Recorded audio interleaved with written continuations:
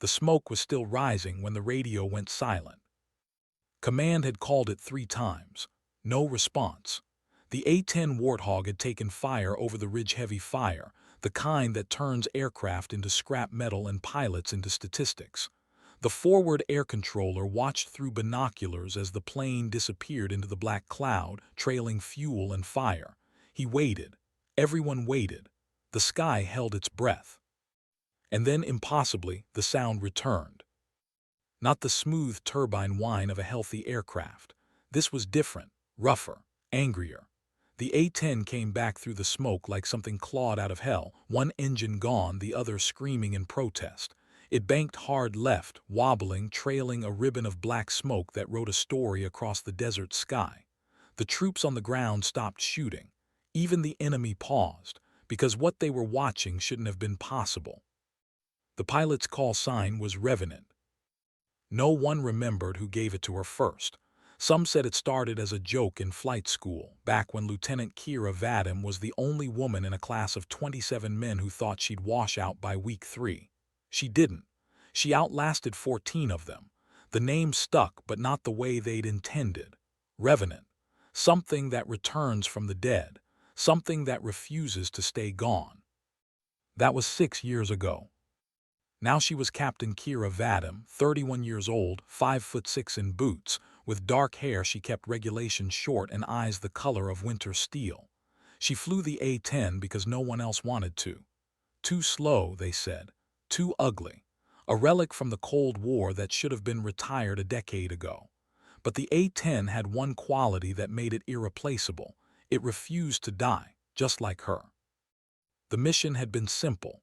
Close air support for a Marine convoy pinned down in a valley 12 clicks south of Kandahar.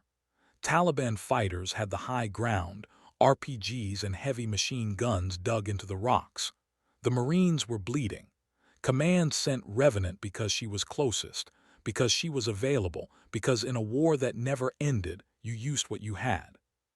She'd made 3 gun runs before they hit her. The first run scattered the enemy positions, the GAU-8 Avenger cannon tearing through stone and flesh with a sound like God's zipper. The second run took out a mortar team. The third run, that's when the 23mm anti-aircraft gun opened up from a cave they hadn't spotted. The rounds walked up her fuselage like a hammer on sheet metal. Kira felt the impacts through her seat. The cockpit filled with warning lights. Master caution. Fire. Hydraulic failure. Engine 2 gone. The A-10 shuddered, dropped. She didn't eject. The titanium bathtub surrounding her cockpit had taken the worst of it, but the aircraft was dying. Fuel dump engaged automatically. The right engine was windmilling uselessly. Only the left remained, struggling against physics and damage to keep her airborne. The stick fought her. Every input required both hands and prayer. The forward air controller's voice crackled through her headset, tight with fear. Revenant, say status. Revenant, do you copy? She didn't answer immediately. Talking required breath, and breath required concentration she couldn't spare. The aircraft was hemorrhaging airspeed, trying to swap altitude for velocity in an equation that wouldn't balance. She had maybe 30 seconds before the aerodynamics failed completely. Behind her, the Marines were still pinned down. The anti-aircraft gun was still firing. And Kira Vadim made a decision that would echo through the next decade of Air Force doctrine, though no one knew it yet. She didn't run for the extraction point. She didn't try to nurse the dying aircraft back to base. Instead, she rolled the A-10 into a turn that should have stalled it, lined up on the cave mouth where the gun was firing from, and pressed the trigger. The GAU-8 roared, 70 rounds per second, depleted uranium penetrators moving at 3,000 feet per second. The recoil was so violent it actually slowed the aircraft, fighting against the single remaining engine. The cave mouth disappeared in a storm of dust and shattered rock. The anti-aircraft gun went silent. Then Kira pointed the nose at the sky and climbed. The A-10 shouldn't have made it. Every manual, every simulation, every combat report said an aircraft that damaged couldn't maintain controlled flight. But the A-10 was built by people who understood that war doesn't care about specifications. They designed it to take hits that would destroy any other aircraft and keep flying. Redundant systems, separated flight controls, an airframe that could lose half its surface area and still generate lift. Kira knew all of this. She'd memorized it, studied it, believed it. Now she was betting her life on it. The aircraft was shaking so hard her vision blurred. The stick was barely responding. Hydraulics were gone on the right side, forcing her to use raw muscle against mechanical advantage. Her forearms burned. The altitude gauge spun upward with agonizing slowness. 2,000 feet. 3,000. The desert floor fell away beneath her, and with it, the range of small arms fire. Revenant, abort to nearest emergency field. You are critical. Abort now. The controller's voice, young, scared for her. She keyed the mic. Her voice came out steady, almost bored. Negative, Marine still in contact. Revenant, you've done enough. Get out. They're still shooting at them. Your aircraft is fucked. Kira allowed herself a thin smile. Aircraft is still flying. Mission incomplete. In the operations center 600 miles away, 3 field-grade officers watched the drone feed in silence. The A-10 was trailing smoke, flying at a 45-degree bank angle just to maintain heading. By any reasonable assessment, it was about to fall out of the sky. The pilot should have ejected 2 minutes ago. Colonel Marcus Webb, the wing commander, leaned forward. Who's flying that? An intelligence officer checked the roster. Captain Vadim, sir. Call sign Revenant. Webb's jaw tightened.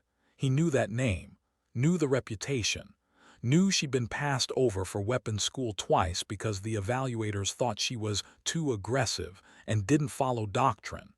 He'd signed one of those evaluations himself. He was watching her rewrite doctrine in real time. On the ground, the Taliban fighters were breaking, not because of overwhelming firepower or superior numbers, because an A-10 that should have been dead kept coming back. The Marines used the distraction to push forward, taking the high ground, turning the ambush inside out. Within 8 minutes, the contact was over. Kira heard it on the radio. Revenant, this is Badger 6. Enemy withdrawing. We have the high ground. You're clear. Get your ass to safety. She acknowledged with 2 mic clicks, saving breath, and turned for home. The nearest emergency field was 60 nautical miles north, a coalition airbase with a long runway and crash equipment. She'd never make it on one engine, not with this much damage. She knew it. Command knew it. The only question was where the aircraft would come apart, over empty desert or overpopulated areas. She aimed for empty. The flight took 14 minutes. Each one felt like an hour. The remaining engine was overheating, the oil pressure gauge sitting in the red. Every slight control input sent new vibrations through the airframe. She flew with her left hand on the stick, right hand on the throttle, making constant tiny adjustments to keep the aircraft balanced against its own asymmetry. Through her canopy, she could see the damage. The right wing was shredded, the engine nacelle blackened and torn. Fuel was still streaming from somewhere, leaving a glittering trail in the sun. The vertical stabilizers were riddled with holes. By every rule of aeronautical engineering, she should be dead. But the A-10 kept flying. At 10 miles out, the tower came on frequency. Revenant, field is clear. Fire equipment standing by. Runway 27, winds calm. Copy. Revenant, advise if you're planning to eject. Kira looked at her instruments. Airspeed, altitude, engine temperature, hydraulics. She had manual reversion on the flight controls cables and muscle, no power assist. Landing would require perfect timing and more luck than she had any right to expect. Negative, she said. I'm bringing it home. The silence on the radio was profound. She began her descent. The approach was ugly. Without hydraulics, the aircraft responded like a truck with a flat tire, sluggish, unpredictable, fighting her every input. She flew it with hands that had stopped shaking an hour ago, replaced by the cold precision that came after adrenaline burned itself out. 500 feet, 300, the runway threshold rising to meet her. At 100 feet, the engine quit. Not sputtered, not coughed, just stopped. The turbine whine died to silence, replaced by the whistle of air over damaged metal. Kira had no power, no thrust, nothing but momentum and gravity and the 15,000 hours of training muscle memory that took over when conscious thought failed.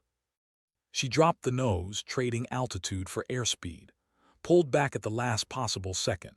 The A-10 hit the runway hard enough to compress the landing gear struts to their stops, bounced once, slammed down again. The right main gear collapsed immediately, destroyed by earlier damage. The aircraft slewed right, grinding on bare metal, throwing sparks. Kira stood on the left rudder pedal, fighting the spin. The A-10 scraped and shrieked and carved a half-mile scar across the concrete before friction and fate brought it to rest 20 yards from the end of the runway. The silence after was absolute. Then the fire trucks arrived, foam spraying, emergency personnel running toward the wreck. Kira sat in the cockpit, hands still on the controls, breathing slowly through her nose. Every muscle hurt. Her vision was edged with gray. When she tried to move, her body refused at first, locked in the posture it had held for the last hour. The crew chief reached her canopy, yanked the emergency release. The canopy rose on its hinges with a hydraulic hiss. Fresh air rushed in, carrying the smell of foam and burning rubber and survival. "Ma'am, are you hurt?" Kira looked at him, registered his face, his concern, his youth, unbuckled her harness with hands that had started shaking again now that it was over. "No," she said. "Aircraft's fucked, though." The crew chief's eyes traveled over the wreckage behind her. The shredded wing, the collapsed landing gear, the engine nacelle that looked like it had been hit with a sledgehammer. He laughed, high and disbelieving. "Ma'am, I don't know how you flew this thing at all." "A-10s don't know they're supposed to die," Kira said. She climbed out of the cockpit, boots hitting the runway with solid reality. Her legs held, barely. Someone forgot to tell them. Within 6 hours, the footage was everywhere. Someone had been recording. Drone feed, ground cameras, the tower's external security system. All of it captured the smoking A-10 limping back through hostile airspace, making that final approach on one engine, landing dead stick with landing gear failing. The video went viral before command could classify it. 20 million views in 24 hours.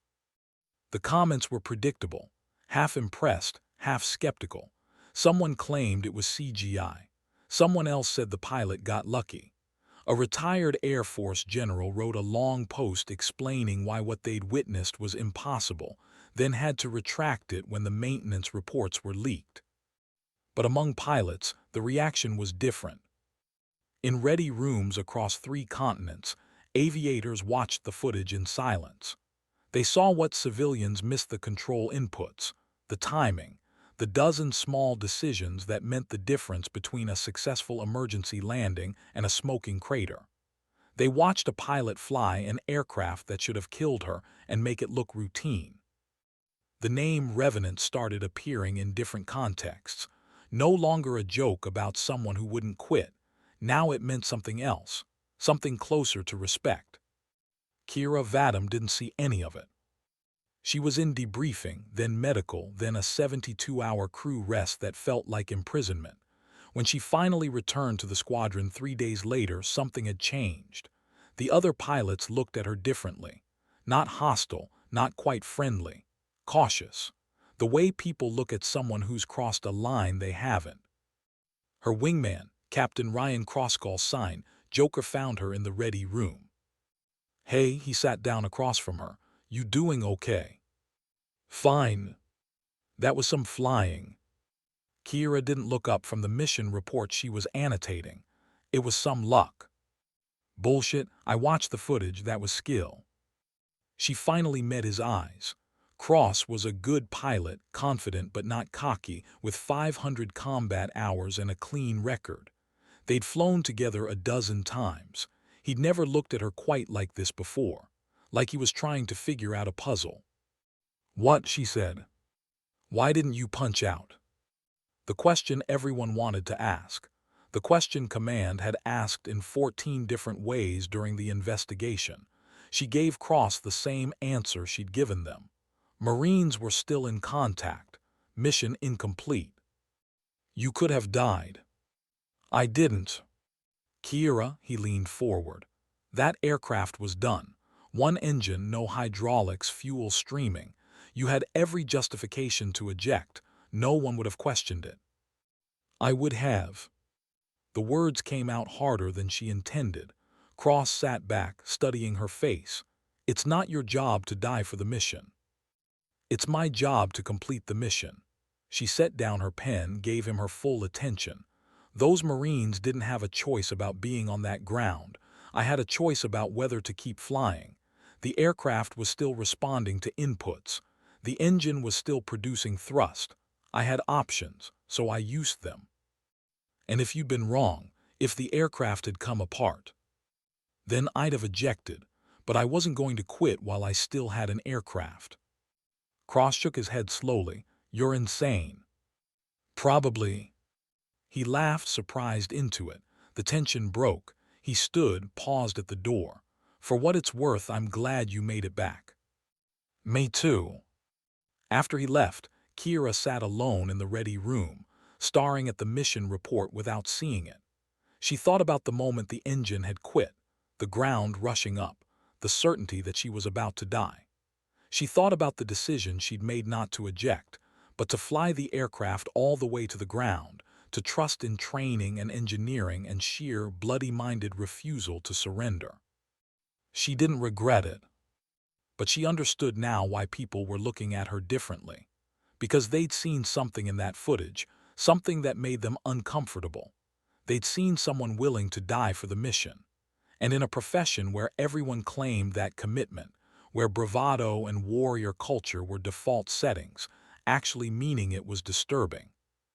It made her dangerous, not to the enemy, to their own comfortable assumptions about what devotion actually cost. The investigation took 3 weeks, standard procedure after any major damage incident. They wanted to know what happened, why she didn't eject, whether proper protocols were followed. Kira sat through interviews with safety officers, maintenance personnel, and a bird colonel from the Inspector General's office who spent 2 hours asking variations of the same question. Why? She told the truth. It didn't satisfy them. The A-10 was written off. Total loss. The maintenance chief, a tech sergeant with 28 years, walked Kira through the wreckage in a hangar that smelled like hydraulic fluid and regret. "You see this?" He pointed to the right engine nacelle, torn open like a tin can. 23mm rounds, 3 of them. One hit the fuel line here, one took out the compressor stage here, one punched through the nacelle skin. Any one of these should have caused catastrophic failure. Kira looked at the damage. In the harsh hangar lights, it looked worse than she remembered. But it didn't. "No, ma'am, it didn't. You know why?" He moved to the wing route. "Because whoever built this aircraft understood Murphy's Law. Look here, dual fuel lines separated by 6 inches and shielded. The first one failed. The second kept feeding fuel just long enough for you to make your last run." He walked her along the fuselage, pointing out damage. "Hydraulics, triple redundant. You lost 2 systems. The third held. Flight controls, cable and pulley backup when the hydraulics quit. This aircraft was built to be killed and keep flying." "It worked." "You both worked, ma'am." The tech sergeant met her eyes. "Aircraft did its job, but you had to know how to use what it gave you. Most pilots would have ejected the second that engine quit. You flew it dead stick onto a runway you could barely see and put it down hard enough to walk away but soft enough not to break your spine. That's not luck. That's skill." Kira touched the torn metal, feeling the sharp edges where the rounds had punched through. "It's a good aircraft. Best one ever built for keeping pilots alive." He paused. "Command's talking about giving you a medal." "I don't want a medal. I want another A-10." He laughed, surprised. Ma'am, you could probably fly anything you want now. F-16, F-35. You've got the attention. I don't want attention. I want to fly the mission. The tech sergeant nodded slowly, understanding something in her tone that went beyond words. Yes, ma'am. Well, if you get another hog, I'll be the one who signs off on it, and I'll make sure it's a good one. 3 days later, Kira was called to the wing commander's office. Colonel Webb was waiting, along with the operations group commander and a 2-star general Kira didn't recognize. She snapped to attention, reporting as ordered, while her brain ran through everything she might have done wrong. Webb gestured to a chair. "Sit down, Captain." She sat. The general spoke first. "Captain Vadim, I'm General Sarah Trent, Air Combat Command. I've been reviewing your record and the footage from your recent mission. Impressive flying." "Thank you, ma'am. I'm here because Command is putting together a training cadre for a new close air support doctrine. The A-10 is being phased out, but we need to capture the lessons learned from pilots who have flown it in combat before institutional knowledge is lost. Your name came up." Kira's face remained neutral, but inside, something cold settled in her chest. A training position meant no more combat, no more missions, a desk job dressed up as an honor. "Ma'am, I'd prefer to remain in a tactical assignment." General Trent smiled slightly. "I thought you might say that. Unfortunately, Captain, you've become a symbol. That footage has 40 million views now. You're the face of the A-10 community whether you like it or not.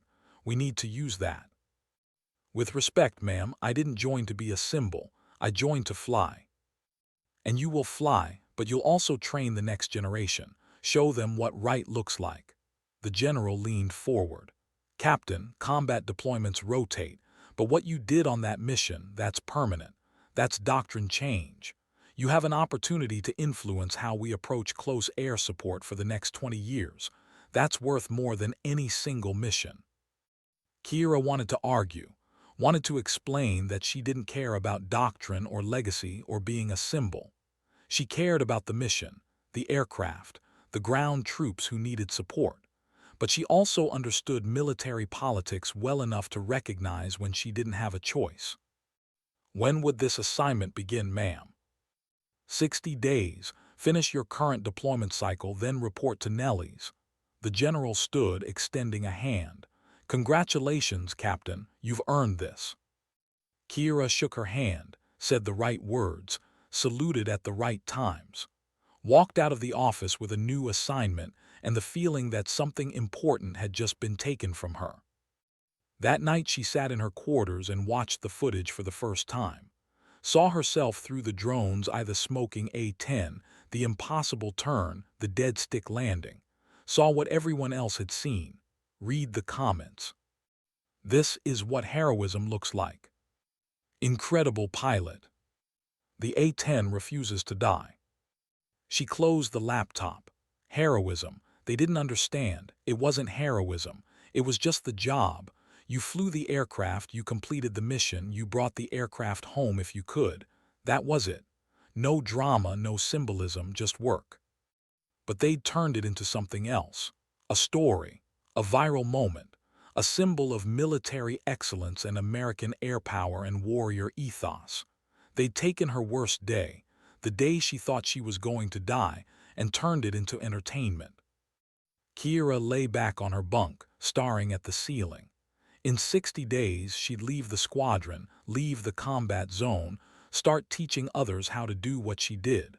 Part of her understood it was important work. Another part felt like she was being put out to pasture. The next morning, she flew again. Standard patrol, nothing special. Just her and Joker in a 2-ship, providing overwatch for a convoy moving through disputed territory. The kind of mission she'd flown 100 times. Routine. But word had spread. The ground troops knew who was overhead. When she checked in with the convoy commander, his response was immediate. "Revenant? The Revenant? Holy shit, sir, it's an honor. My guys have been talking about that video for weeks." Kira felt her jaw tighten. "Just call me when you need air support." Roger that, ma'am. But hey, just so you know, my Marines feel a lot safer knowing you're up there. She clicked the mic twice in acknowledgement, said nothing else. Beside her, 3,000 feet away, Joker's voice came through on the discreet frequency. You hearing this? Yeah. You're famous. Shut up and fly the pattern. He laughed, yes ma'am. They flew in silence for 20 minutes, weaving lazy circles over the convoy route. The desert scrolled past beneath them, brown and unchanging. In the cockpit, Kira ran her checks, monitored the radios, maintained situational awareness. The routine was comforting. Up here, she wasn't a symbol. She was just a pilot doing her job. Then the convoy hit the IED. The explosion was visible from 5 miles away, a pillar of black smoke, then the urgent calls on the radio. Contact, IED strike. Vehicle 3 is hit, we have casualties, we need medevac now. Kira was already turning, pushing the throttles forward. Revenants inbound. Joker, set up high cover, I'm going low. Copy. She descended fast, trading altitude for position, eyes scanning the ground. The convoy had stopped, vehicles in a defensive circle around the burning wreck of an MRAP. Troops were dismounting, establishing a perimeter, dragging wounded clear. And in the rocks 800 meters west, she saw the muzzle flashes. Ambush, classic insurgent tactics. Detonate the IED, pin the convoy with small arms fire, inflict maximum casualties while they're disorganized. Revenants got shooters west of the convoy, you're 9 o'clock. Stand by for gun run. Cleared hot.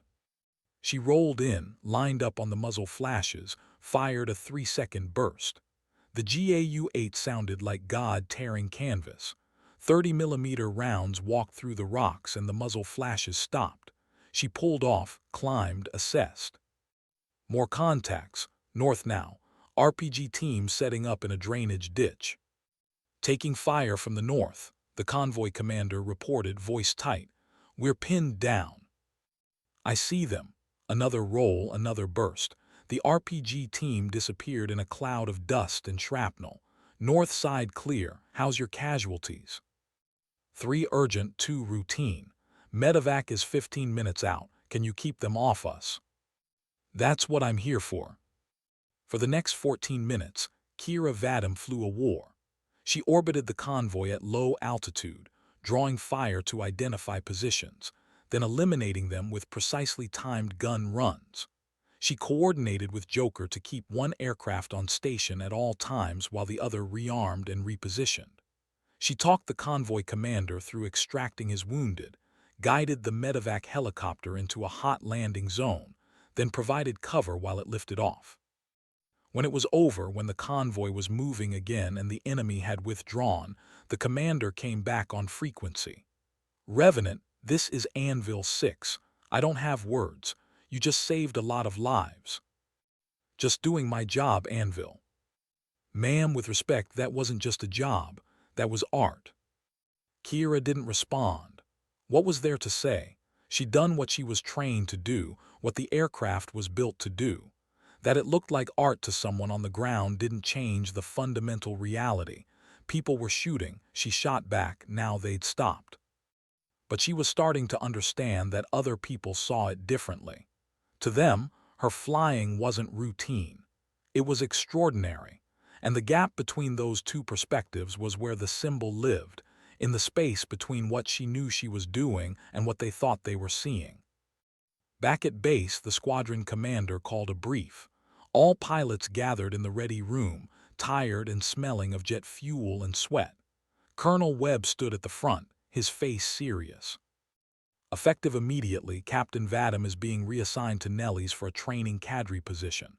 She'll finish out the deployment cycle, then transfer in 60 days. He paused, looking directly at Kira. I know some of you have questions about this. The answer is, she earned it. Her flying on that mission 3 weeks ago and her continued performance since represent the standard we expect from Air Force pilots. She's going to Nellies to teach others what she knows. This is a good thing. Murmurs through the room. Kira sat still, face neutral. Webb continued. In the meantime, she's still part of this squadron, still flying missions, still one of us. Questions. A young lieutenant knew, barely 25, raised his hand. Sir, is it true that training assignment is mandatory, that Captain Vadam didn't volunteer? The room went silent. Webb's expression didn't change, but something tightened around his eyes. The needs of the Air Force sometimes supersede personal preference, Lieutenant. Captain Vadam will serve where she's most needed. But sir, that's enough. Webb's voice was flat, dismissed. The pilots filed out. Kira stayed seated, knowing what was coming. After everyone else left, Webb gestured her to stay. Close the door. She did. He studied her for a long moment. You're angry about the assignment. It wasn't a question, so she didn't answer. I get it, Webb continued. You're a combat pilot. You want to fly combat missions. The desk job feels like exile. He leaned back against the table. But here's what you need to understand. That video changed things. You're not just another pilot anymore. You're proof that the A-10 works, that close air support doctrine works, that investing in survivability and training pays off. Command needs to use that while it's relevant. I didn't ask for any of this. No, you didn't, but you got it anyway. Welcome to the Air Force. His tone softened slightly. Look, I know this isn't what you want, but Vadam, you're going to influence more pilots at Nellie's than you ever could flying missions here. You're going to shape how they think about the mission. That matters.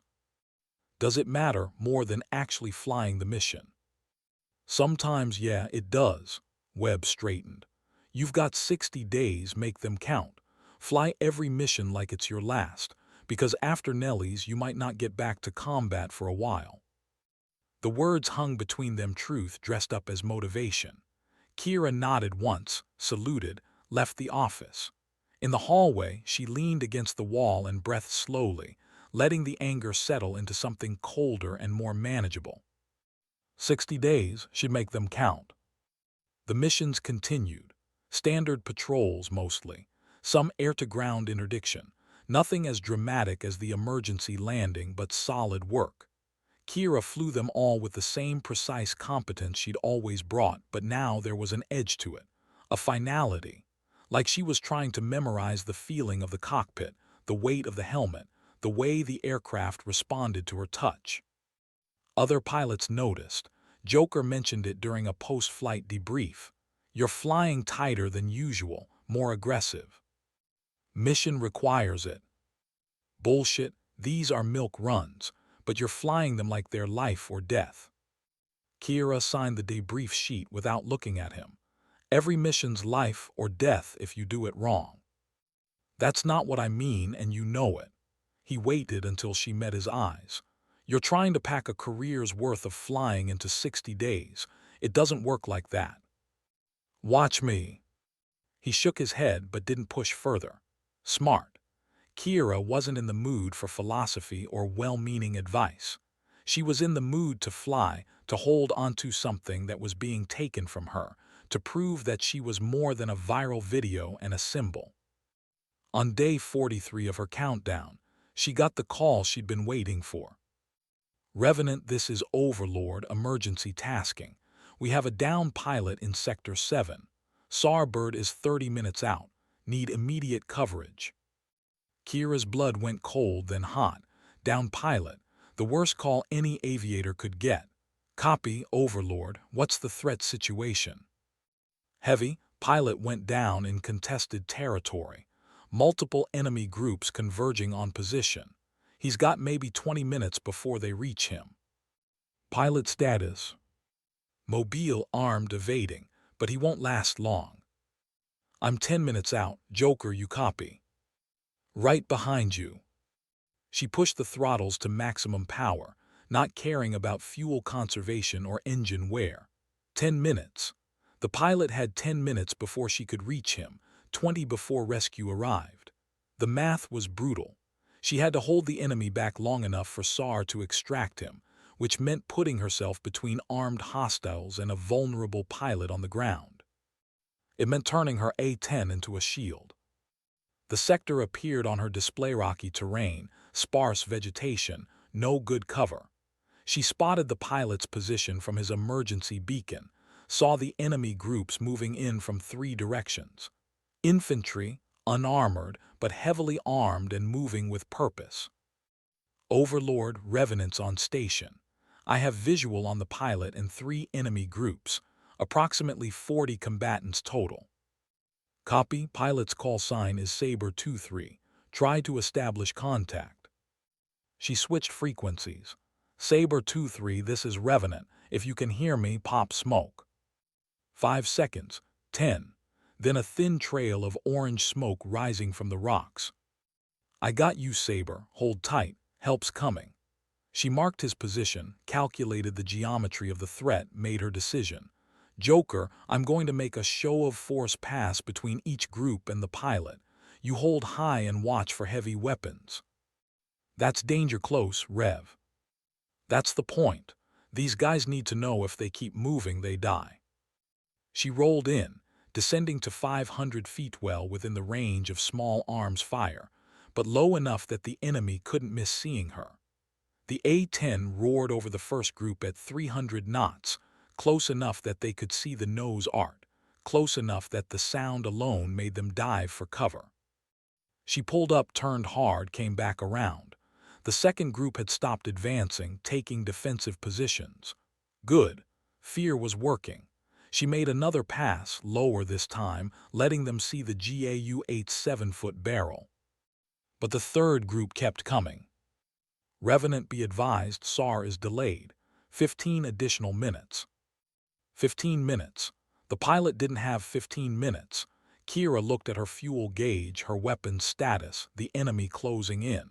Then she looked at the sky, clear, blue, infinite. The same sky her father had flown in 30 years ago. The sky that had taken him and taught her what duty meant. She keyed the mic. Copy, I'll make it work. What she didn't say was how, because making it work meant putting herself in the kill zone, meant flying patterns that would draw fire away from the downed pilot and onto her, meant turning the A-10 into bait, trusting in its armor and her skill to survive what was coming. Joker understood. Rev, don't do anything stupid. Define stupid. You know what I mean. She almost smiled. Stay high. If I go down, you're primary for the rescue. She switched frequencies before he could argue. The next 15 minutes would define the rest of her life. She just didn't know it yet.